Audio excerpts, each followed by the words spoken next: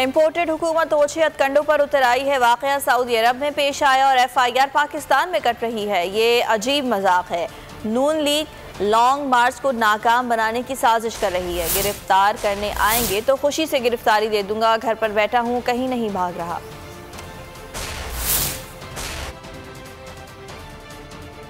देखे ना, ये बोझी हरकत है। हम तो गए 20 दिन पहले थे और 1-2 दिन के लिए गए थे, और ये कहना कि जनाब अली कि हमने वहाँ नारे लगाए, हम तो मौजूद ही नहीं थे, हम तो पाकिस्तान में थे।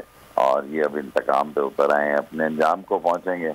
पाकिस्तान की सबसे कम वक्त की हुकूमत होगी।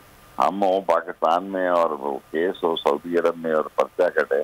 ये लॉन्ग मार्च को नाकाम बनाने के लिए कोई 6-7 हज़ार लोग गिरफ्तार करना चाहते हैं वक्त से पहले। ये वक्त से पहले लॉन्ग मार्च करा देंगे। ये बेवकूफ लोग हैं, मुल्क को खाना जंगी की तरफ ये ले जाना चाहते हैं। पहले भी इसमें हमला, औरतों को गोलियां मारी मिनाजुल कुरान ने। गिरफ्तारी दे देंगे जी, कौन सी पहली दफा गिरफ्तारी होगी? गिरफ्तारी दे देंगे, आ जाएंगे तो चल जाएंगे साथ। कोई मतलब घर में ही है, लेने आ जाए तो चले जाएंगे साथ, कोई फर्क नहीं पड़ता।